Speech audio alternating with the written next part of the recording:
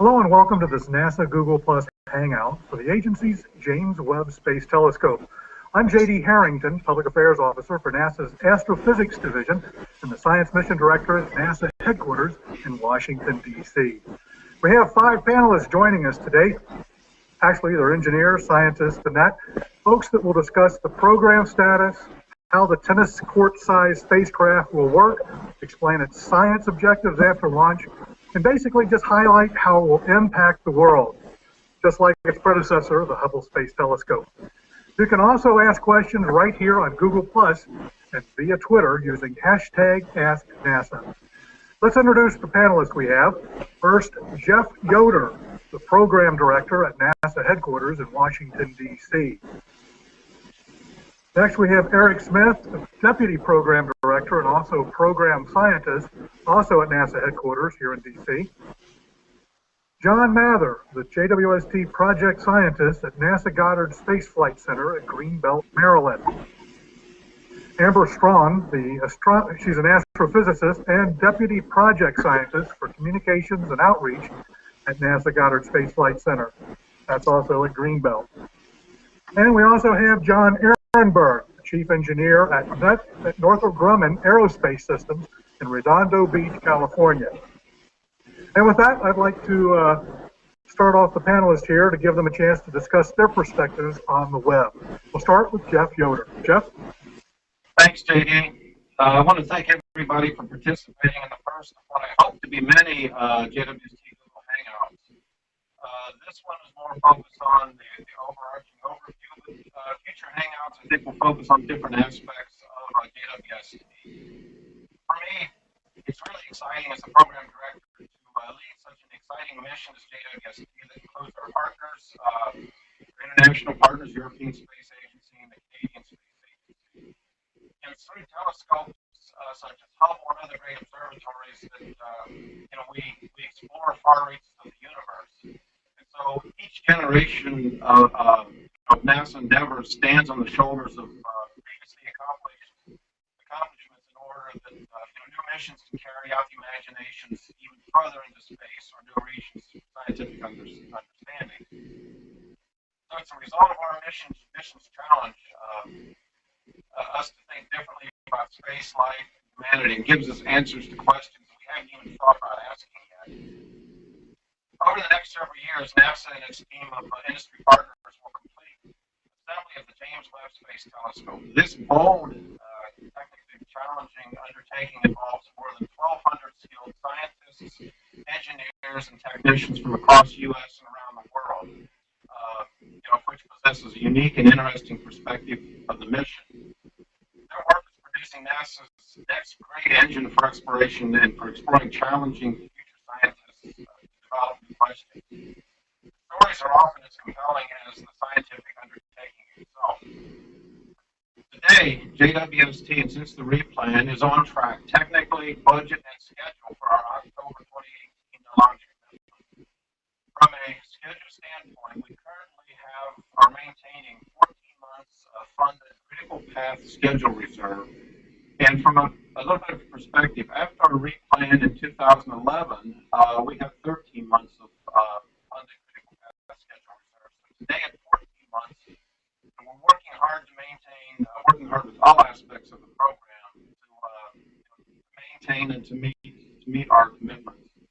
So again, as program director, I'm extremely honored to be part of such an exciting mission, and a mission that is on track technically from the schedule and cost standpoint. And Dr. Smith and Dr. Mather will also provide more details on this exciting aspect.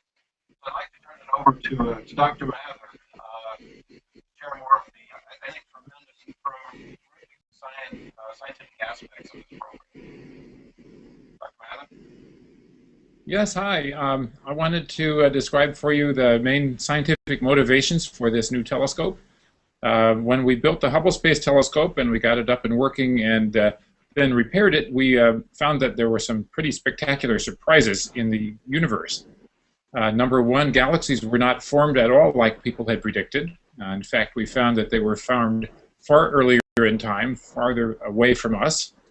so far away in time and space that we wouldn't be able to see them in their formation process, even with the Great Hubble telescope, because they're so far away, so faint, and their wavelengths are so far shifted into the infrared that we could see right away that we would need a new telescope of a different kind to be able to extend the Hubble discoveries.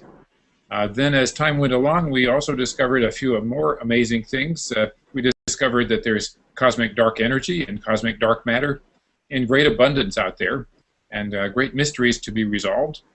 Then even after that, then we discovered that there are actually thousands of planets around other stars that could be studied by something called the transit technique. And a few have even had images taken by the Hubble telescope, so that we know that they're out there and they're worthy of great effort to study them, because some of them are even a little bit like Earth. So we have four major scientific areas that we think scientists will pursue with the new telescope. One is, what is the first thing that happened after the early universe? What were the first things that turned on? What are the first stars and galaxies like? Second question is, how do the galaxies like the Milky Way, where we live, grow up? Were they formed from small little things that started off separate and joined together? Or were they formed from some primordial, very large structure which nucleated the formation of a whole galaxy at once? Third question is, how are stars and planetary systems born? Right here in the Milky Way, we know that there are typically several stars born per year. And we imagine that if we could see that happening, we would learn something about the formation of our own solar system. Finally, a major area which we didn't know we could pursue in the beginning was, how does planetary systems evolve with time? How do they change? Because they clearly are not constant. So here in our own solar system, we can study the planets that we have. Even the dwarf planets, what used to be called Pluto is now Pluto, the dwarf planet. But it has many, many cousins in the outer solar system that are as large and as interesting, but haven't mostly been discovered. So studying all of the residue from the formation of our own solar system will help us learn about how the Earth was formed, how it became possible for life to exist here on Earth through the delivery of carbon and water, so that we could have life here on the surface of the Earth. Now, if we're extremely lucky, we'll be able to demonstrate that some of the planets seen around other stars are a little bit like Earth. Possibly even we would know that they have an ocean, which we would learn from discovering water vapor in their atmospheres. So these are the four primary motivations that people have for building and using the telescope. But of course, we're very interested as well in the surprises that will occur. For the Hubble Space Telescope, at least half of its great measurements have been big surprises. And for instance, discovering that there's a black hole in the middle of almost every galaxy was a big surprise, and it required the power of Hubble to do it.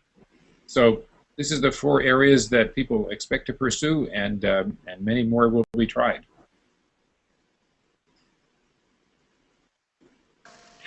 All right, and with that, we're going to go to Eric Smith. Eric? Hi, thanks, JD.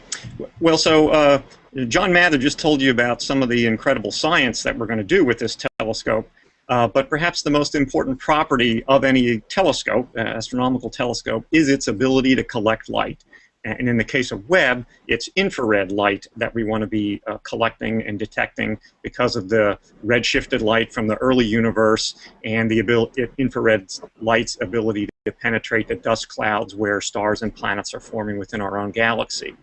So for those science goals that we've just heard about, we need a mirror in space bigger than any mirror has ever been flown before in space, larger than Hubble, and in fact so large that it's bigger than any rocket that we would use to launch it into space. So we have to build an infrared optimized telescope that's bigger than the rocket it fits into. So that means we have to have a folding or articulated telescope.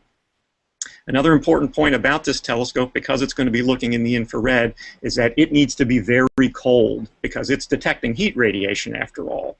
So Webb, the instruments, the detecting part of Webb, will be just 40 degrees above absolute zero. And when you're that cold, the material properties, how things behave, how they bend, how they shake, how they move, changes completely from your experience. So you're going to have to build a telescope that looks like any other in a way that behaves in a very non-intuitive sense.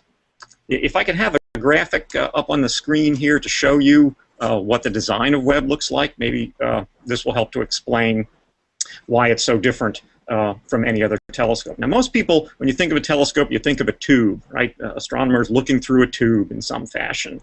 And on the graphic, you can see two of the tube-type telescopes that people might be familiar with, the Hubble Space Telescope, which folks have heard of, and the Spitzer Space Telescope, which is maybe not quite as household a name, but it's an infrared telescope that NASA is using today.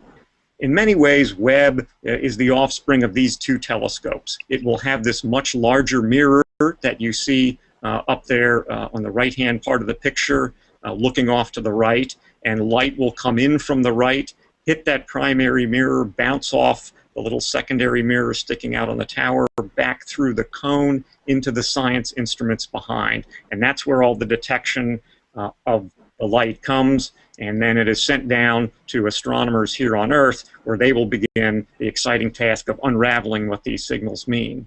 And I think what we'll do next is turn it over to Amber Strawn, and she can tell us a little bit about what they're going to be doing with those data when they come down.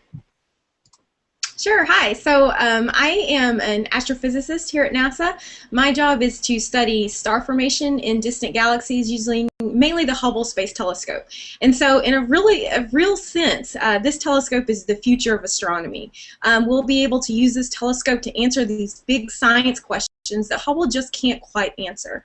So in that sense, I am a future user of this observatory. I'm really excited about the great things we're going to learn, which Dr. Mathers already talked about some.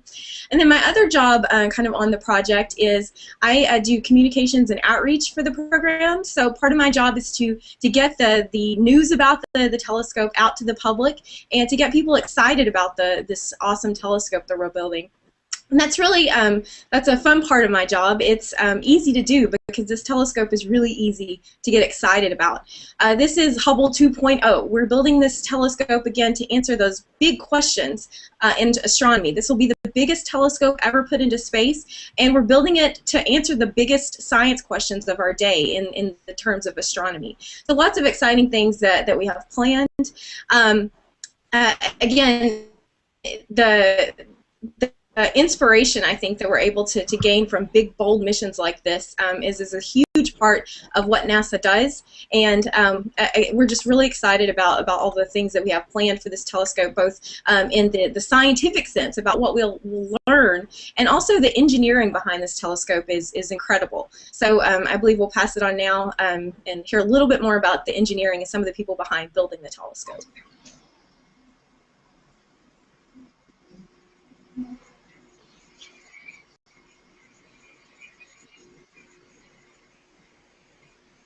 Hi, JD. Thank you very much. I hope everybody can hear me. I'm John Ehrenberg. I'm the chief engineer for Northrop Grumman, and I'm happy to be here today sharing a great program with you. It's a true challenge, the engineering job of a lifetime to build JWST. We've had many years of steady technical progress. We've recently completed all the optics for the flight optical system, the primary. Can I be heard?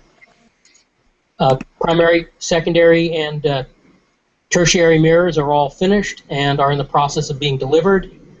The structure that's going to hold the mirrors up is nearing completion. The wings that hold the deployable sections of the mirror are complete and being tested. And the spacecraft has actually begun fabrication. So we've had a lot of progress, as Jeff has said. We as engineers are looking forward to building this great observatory for the astronomers, John, Amber, Eric, and the world at large. So I look forward to your questions. All right, thank you. Once again, if you'd like to ask a question, don't hesitate to send your question via Google+. or you can use Ask NASA, the hashtag Ask NASA on Twitter.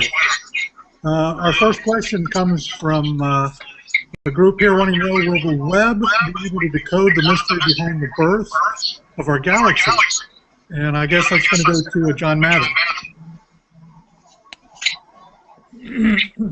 How did our galaxy form? We have a theory, we have a story, which we get from computer simulations. We have mapped the early universe with the cosmic microwave background radiation. We saw that it has hot and cold spots in it, and we predict that gravitation acting on those regions will be able to pull material back from the expansion and cause it to collapse back down into objects. So prediction is that the objects that form first will be small, and that they will be continually colliding with each other and merging together to make a larger galaxy. So if this story is correct, then our Milky Way was made of thousands or tens of thousands of small objects that came together through the force of gravity. So how would we know if this is true? We can't just believe a computer simulation. We have to go look and see with the telescope as far back as we can.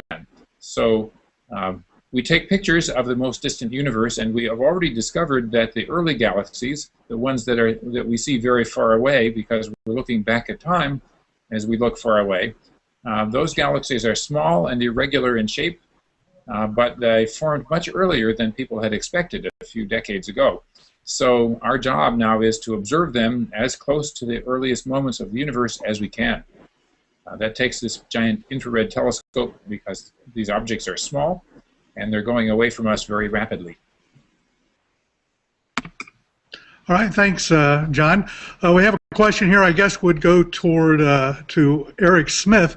Once we launch JWST, how long do we expect it to actually live, or how long will we be able to pull data from it?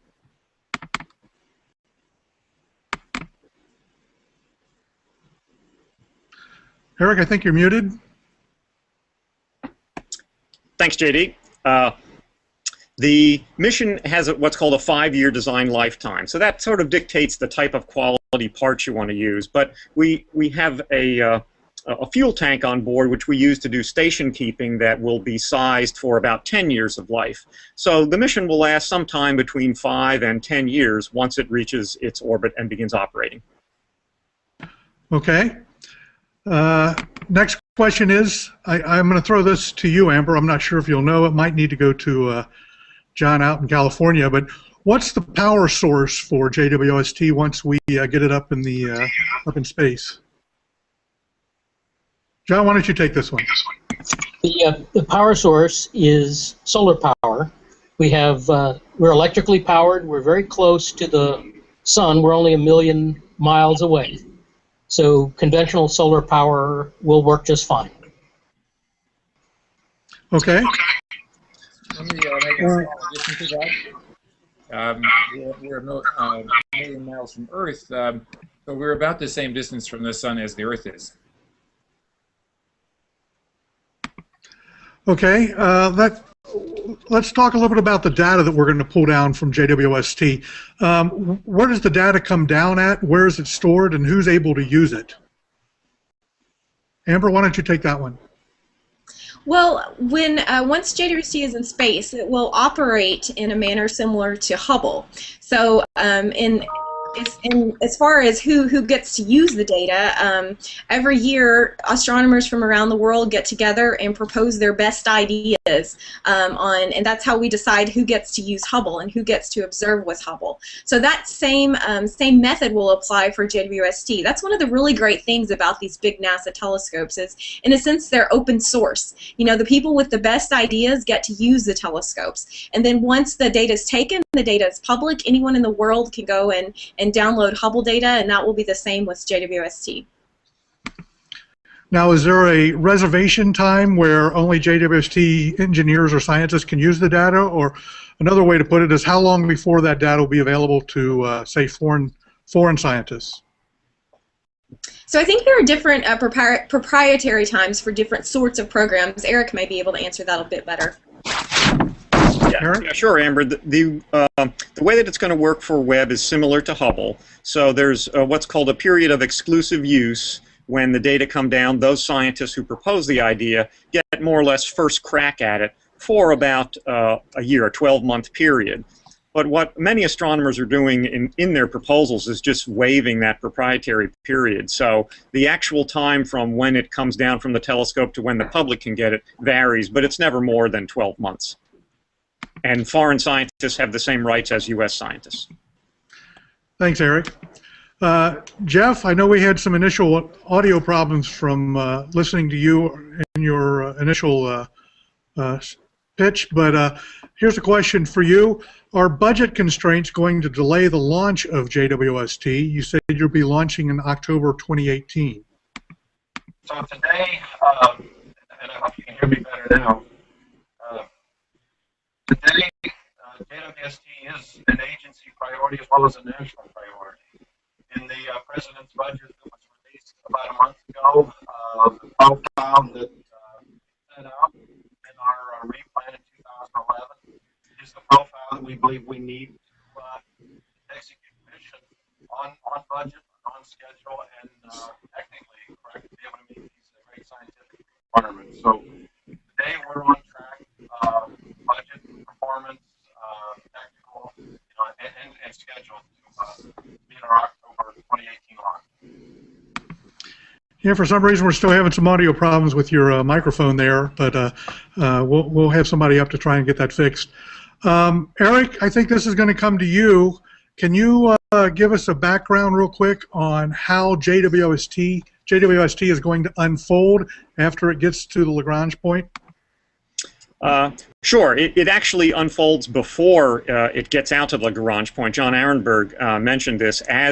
After we launch and as it's on its way out to the second Lagrange point, which is 4 times farther from the Earth than the Moon is, it actually does its deployments sort of when it's getting around the Moon. So if you wanted a more detailed description of the actual deployment timeline, I think John Arenberg would be the person to address that question. Hey, John, can you add on that? Sure, I'd be happy to. Our first deployment occurs about 2 minutes after we separate from the launcher, and that's the solar array that I was mentioning before, so that we have power to continue. And after about 3 days, the large pallets that contain the sun shield deploy. That is, they move down to their flight position, and the mini-boots that push out the sides of the sun shield deploy. The telescope comes up on its tower, and then the wings and secondary deploy. This is completed about 2 weeks after launch, allowing the telescope to cool for approximately 2 months and allow it to be able to take data. At that point, the wavefront sensing begins, and the final stage of the deployment, or the alignment of the primary mirror and secondary mirror, is undertaken, giving us an operational telescope. If people want to see a better animated view of all the details, I refer you to the deployment video that you can find on the official JWST website. Thanks, Jonathan. I think this next question is to John Mather. Can you tell us why we didn't develop the Webb for servicing like we did originally with Hubble? Yes, of course. That was the very first question our team had to consider, because we knew that Hubble was a successful project because of servicing. However, we were not able to find a place to put the telescope that could enable it to be cold anywhere that the astronauts could reach it. So the telescope has to be cold so that it can observe the infrared light that we've never been able to observe before. And there's no place close to Earth where we can go where we can arrange for that. So the first closest place we could go was this place we have chosen, the Sun-Earth Lagrange point, 1 million miles farther out from the Sun than we are. So 1 million miles is farther than the astronauts can go right today. So that's why it's not designed for servicing. If the technology continues to progress, then robotic servicing will probably be available, but we have not designed it to be able to use that. There are no user serviceable parts inside. Thanks, John. Jonathan, we're going to go back to you. a lot's been said about the technological innovation that needs to go into the Webb. Can you explain what that means and give us an example of that? Sure, I'd be happy to. In fact, my first job on JWST was developing one of those new technologies. Back prior to the preliminary design review, when we had to be confirmed as a mission, there were 10 identified technologies that needed to be proven to outside experts to be ready to enable us to build the Webb. One of those was the backplane, and I was the test conductor that ran the test. We took a sixth of the backplane and put it into a test chamber and showed that it would perform, deforming only a few nanometers per Kelvin and meeting our requirements. So we did a number of technology developments, areas in the detector, electronics, materials to build the telescope, the mirrors themselves, and that was completed about 2007. So a number of technologies were developed. Unlike previous missions, there was a large investment in this program up front. Thanks, Jonathan. Next question is, once the Webb is in orbit, what propulsion systems will be used to maneuver the spacecraft to actually look at objects in space? Eric, we're going to send this one to you.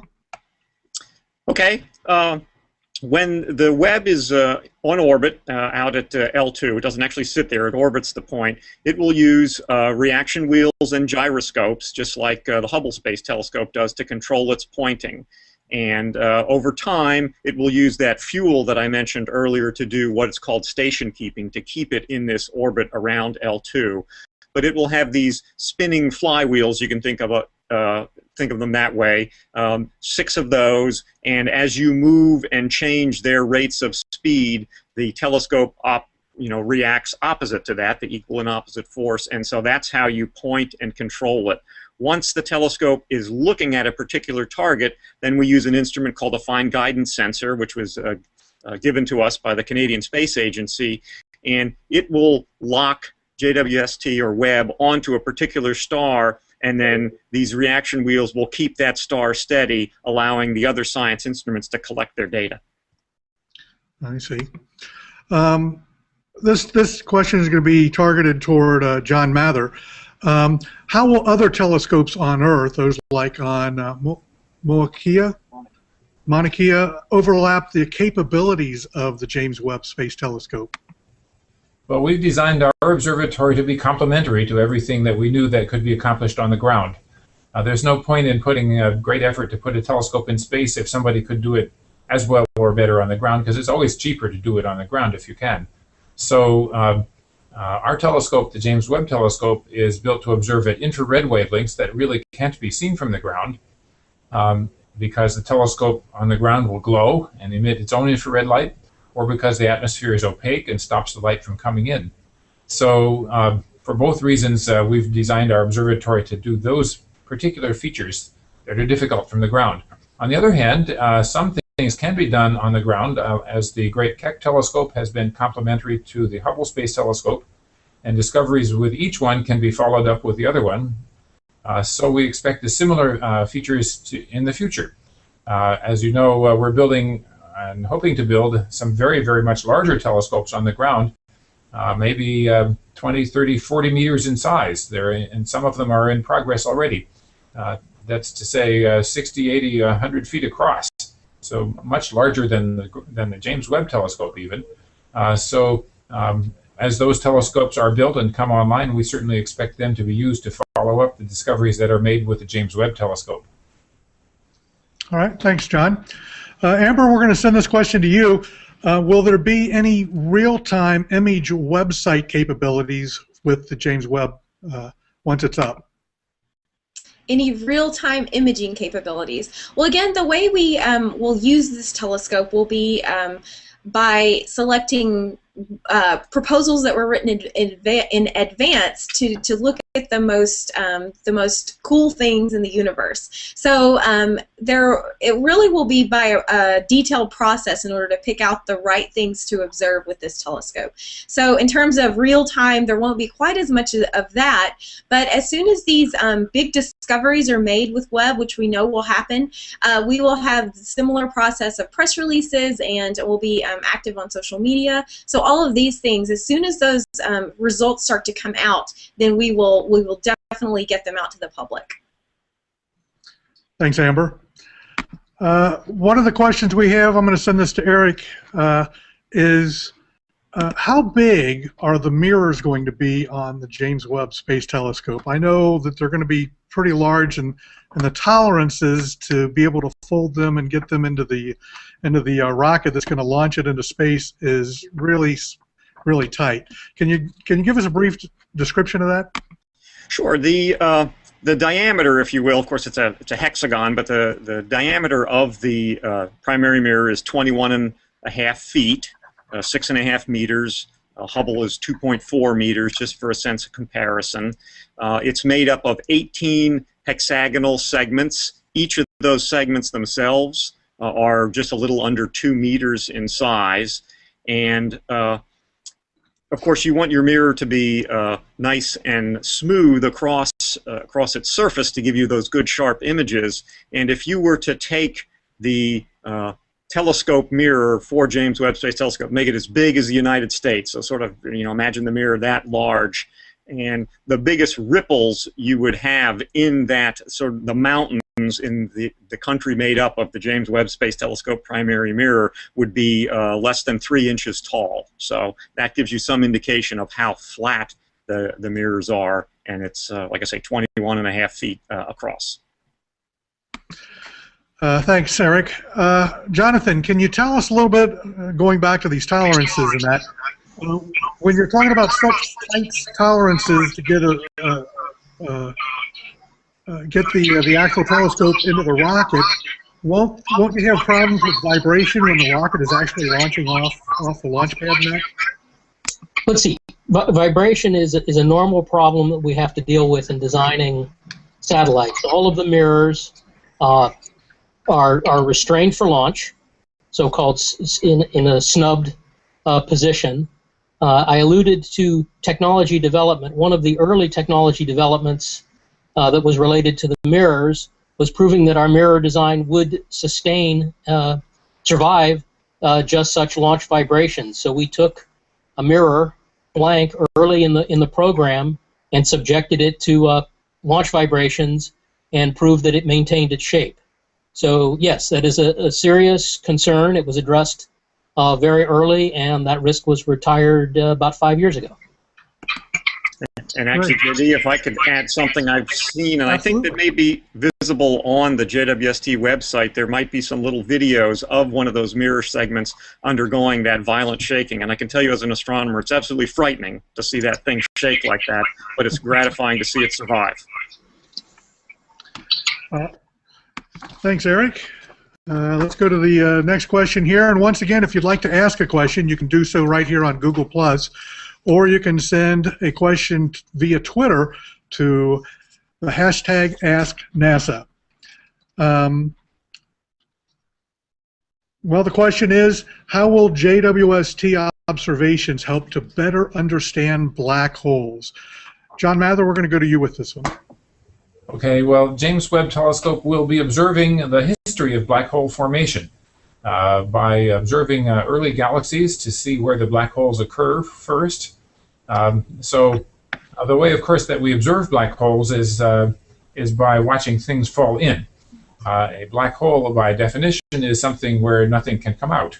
So what it does is it has extremely strong gravity, and if a piece of material, a gaseous cloud or a star or a planet, were to fall in, it would be compressed to a very high density and raised to a very high temperature and capable of transmitting very large amounts of power, either X-rays or radio or infrared, so that we can see them. So that's our job, is to see the history of that happening. The big question for astronomers is, which came first, the galaxy or the black hole? Now that we see them today, all the galaxies have at least one big black hole in the middle. But we don't think that the black holes started out big. They probably started out small and then somehow grew by absorbing material. So this is something to be learned by observing. We've got many stories from theoretical calculations, but very difficult to explain the actual history that we've seen. Thanks, John. Right now, I hope we've got Jeff's microphone situation fixed, but this question goes out to you, Jeff. Why is it taking so long to build and launch the Webb? I mean, we've delayed it a couple of years ago, and now we're looking at 2018, so that's still a good 4 years away, almost 5 years. So if you could tell us that. Yes, hopefully you can hear me better than before. As both Dr. Mather and Dr. Smith pointed out, the tremendous science benefits that we will get with GWS. But to achieve those benefits, it took development of new technologies that we didn't have before. Things like the large mirrors that Dr. Smith talked about, areas that John Ehrenberg had briefly mentioned, things like the composite background. We're operating in temperatures we've never operated before. So we needed to develop technologies to be able to achieve this tremendous science. Once you develop the technologies, we certainly need to test the technologies, then integrate it as a system.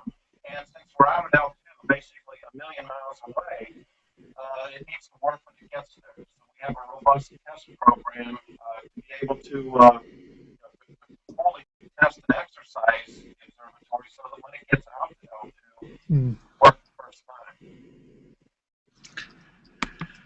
All right, John. Jeff, for some reason we're not able to get your audio cleared, so we'll keep trying.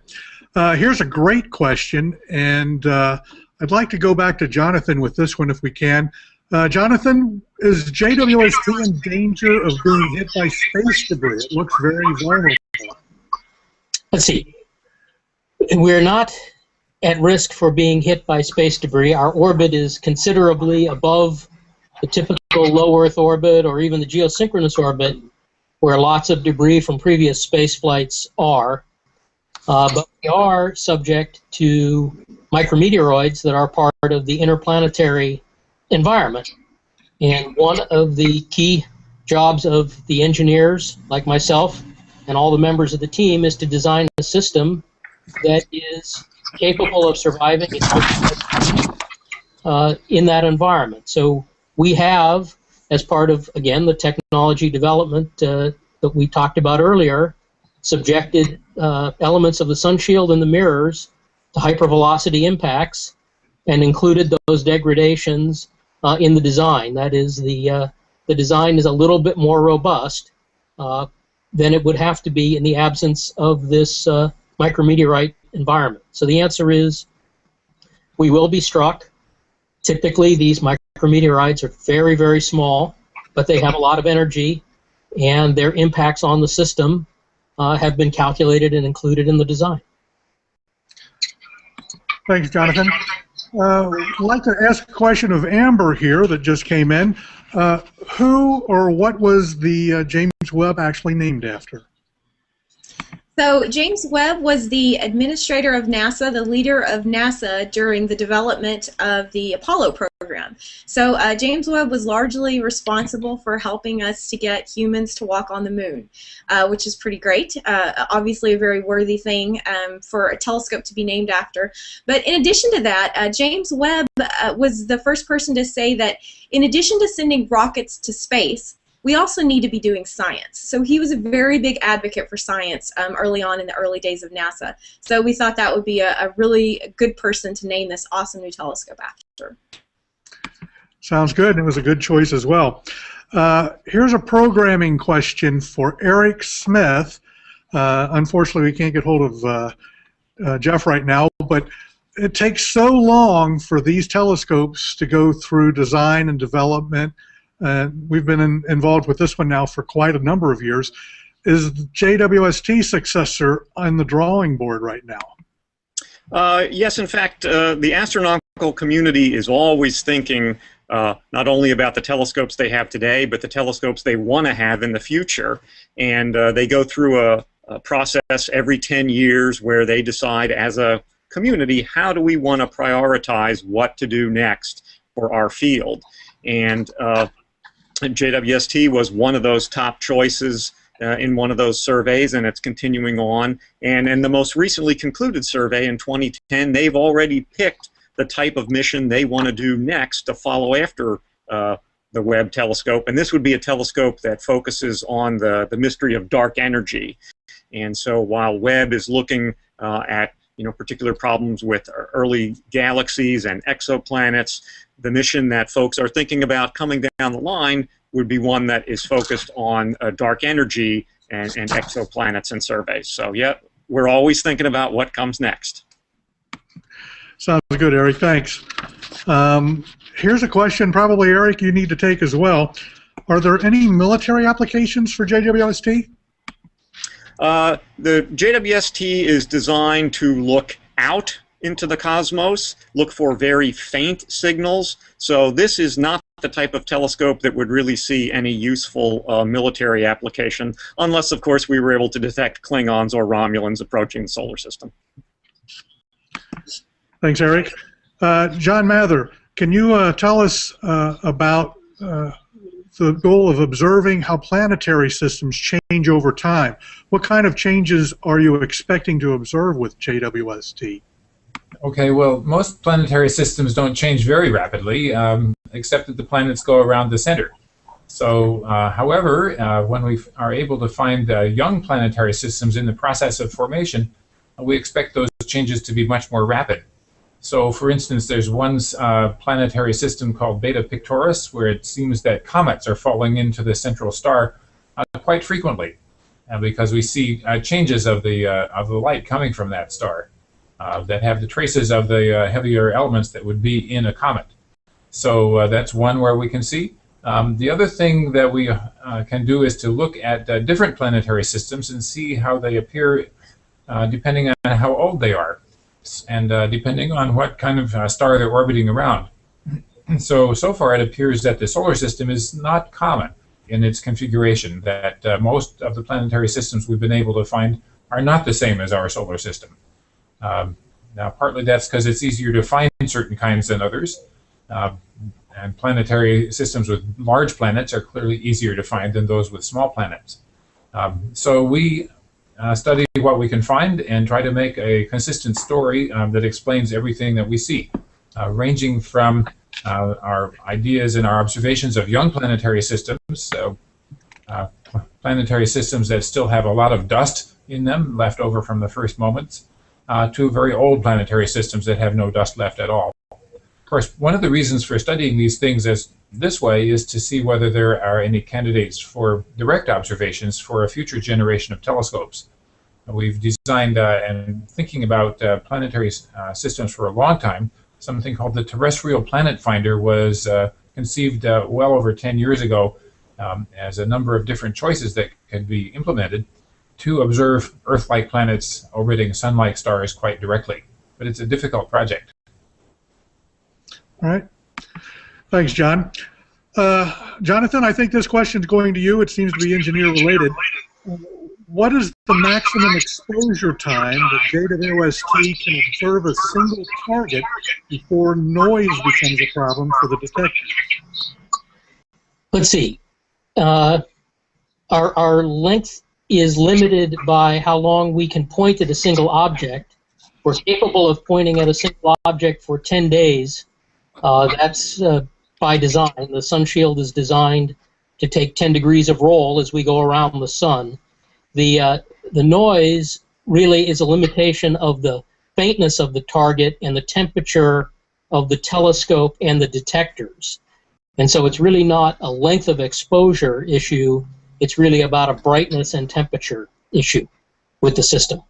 But 10 days is the longest we can look at a single target without repointing, but the astronomers are very adept at piecing together these exposures and making many multi-million second exposures. So there really is no limit except how much of the telescope's lifetime they want to dedicate to a single target.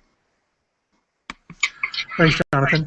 Amber, this one's coming to you. Can you tell us how NASA goes about deciding which targets to actually target? I mean, what's the process for developing our target list, so to speak? So,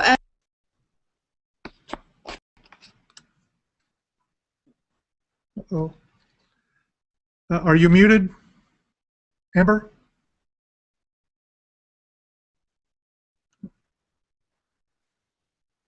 Lost audio here.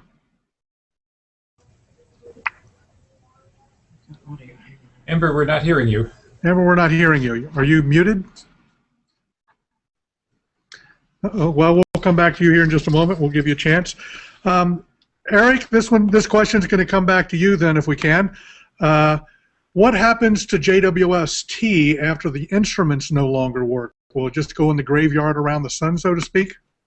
Well, NASA has to have, they're called disposal plans for anything that it puts up there. Now, of course, because Webb is a million miles away from the Earth, it's not the same type of disposal plan that you have to have for a satellite that's in near Earth orbit and would eventually come back into the atmosphere. So this will stay in a solar orbit, just like the Earth, going around the sun for hundreds and hundreds of years until some culture in the future is able to go out there and capture it and bring it back and put it in a space museum somewhere. Sounds good. John Mather, we're going to target this question to you. As you know, the Kepler Space Telescope has been staring at a lot of stars and has been finding a lot of planet candidates. Can you tell us how JWST once up will determine the atmosphere for these different planets to help us determine whether there's a possibility of life on them? Yes, sure. Well, the way that the Kepler mission discovers planets is to stare at about 100,000 stars in the constellation of Cygnus all year long. And once in a while, a planet will go between us and the star, so it'll block some starlight. The subtle thing is that some of the starlight passes through the planetary atmosphere on its way to the telescope. Now, the Kepler mission doesn't have any special ways to analyze that light that went through the atmosphere of the planet, but the James Webb Telescope does. Now, we have something called a spectrometer, so we spread the light out into a rainbow, and we're able to recognize the particular changes that are due to the molecules in the atmosphere of those planets. Now, most of the planets that are discovered by the Kepler mission are kind of far away and not very bright. So we're also very eager to see other ones that are closer up. So you might, our audience might not know that a NASA mission has been selected for further study called the TESS, T-E-S-S, and it will be looking for the brightest nearby stars that also have planets that do this transiting phenomenon. So when we know where to look and when to look, the James Webb Telescope will be able to tell the chemical constituents of those atmospheres. So that's the ideal case, is to have the nearest, brightest objects. And Webb is designed to be able to do that. Thanks, John. Jonathan, we're going to go to you. Here's another engineering type question. How do you go about designing such a mega machine such as JWST? What are the procedures involved? The procedures involve studying the giant problem, understanding what our customers, the end users, our astronomers want, and decomposing it into smaller problems that can be solved. This is a little bit like the answer to the problem is, how do you eat an elephant? And the answer is one bite at a time. So we divide the system into components and elements, and they go into subsystems and components and assemblies, and flowing down the requirements is one of the chief jobs of the systems engineers like myself, and then verifying that that job has been done correctly, and that when the system comes back together it's going to work, is basically what I do all day. So there are a number of people devoted early in the program to decomposing the problem into small, solvable, provable answers, and that they're connected in a logical fashion to give us a system that works. And then as we come back up and build it, we verify it. So we like to think of it as a V. and we're climbing up the upside of the V, proving that we've built the system that's going to work and give the astronomers the performance that we all want to deliver. Thanks, Jonathan. One of the questions we got here that just came in, probably going to go to Eric Smith. And once again, recapping what Jeff told us at the very beginning, that we had some minor problems with audio-wise. JWST is on cost, is on budget, is on schedule. But the question is, what is the exact cost of the entire JWST program? And the question is it really worth the investment? Eric? Okay, so the cost to build or develop Webb and launch it is $8 billion, and then there will be money used to operate it after that. And you can look that number up, and it's about $8.8 billion to build and operate Webb for 5 years. If it operates longer, it obviously costs more to operate because you're operating it longer. And so then the question comes to the worth of a mission like this. Of course, because I've devoted much of my career to working on this, I clearly believe that this is worth the investment. This is pushing humankind's knowledge of the universe. This is doing things, making ourselves better, not only as a country through the knowledge we gain, through the technology we invent to do something like this. So these kinds of investments in things that make us better as a people, I think, are definitely worth it. Thanks, Eric. Good answer. We're going to try to go back to Amber real quick. We know that the Webb is going to be a replacement for the Hubble Space Telescope, but couldn't it also be considered a replacement for the Spitzer Space Telescope, because they have the they study the same metric electromagnetic spectrum? So first of all, can you hear me? I can hear you. Very good. Okay. So, well, we say here at NASA that the James Webb Space Telescope is a successor to both Hubble and Spitzer. So the fact is that it's a successor to Hubble in the sense that, you know, we've learned so much about our universe from Hubble. Hubble's completely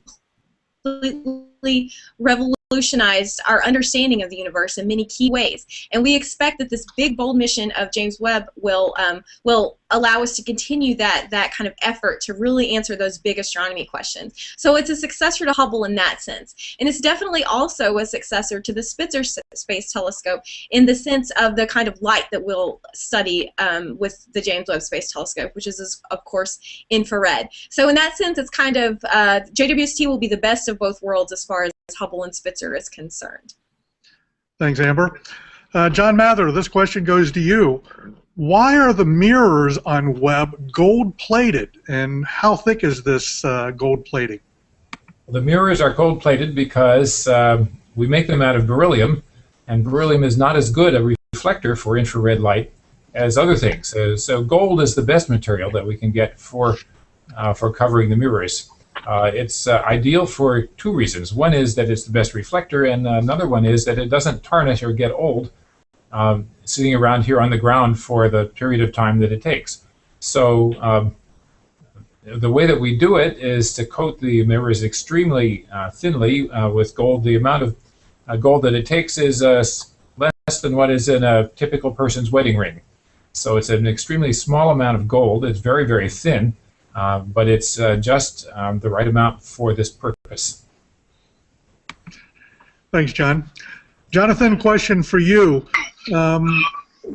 We've already covered what the lifespan of JWST will be once it's launched, but do we expect the instruments to go bad, or do we have fuel, coolant or fuels that will run out beforehand?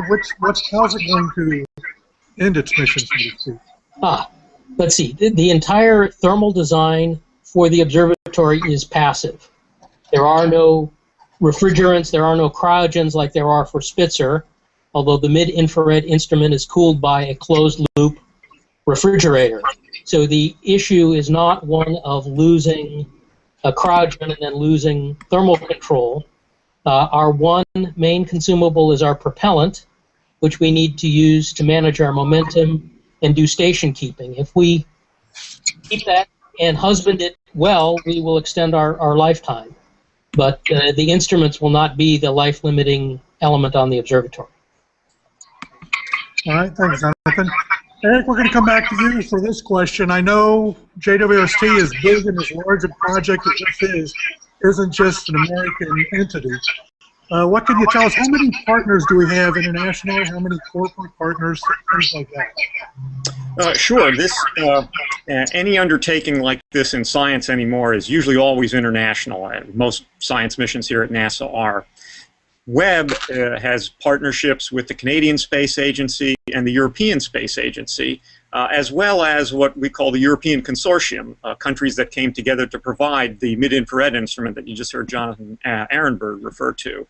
So all the countries that are in ESA, and I've lost count whether there's 21 countries in the European Space Agency right now, and then the Canadian Space Agency are partnered with us. So we have partners in virtually everybody in Europe and just across the border, and they are providing key expertise not only in the form of hardware, science instruments that they've given us, but they will be involved at the Space Telescope Science Institute afterwards with astronomers working there and operating those instruments.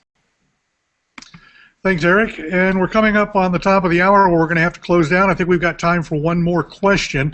And John Mathers, I'm going to take this to you.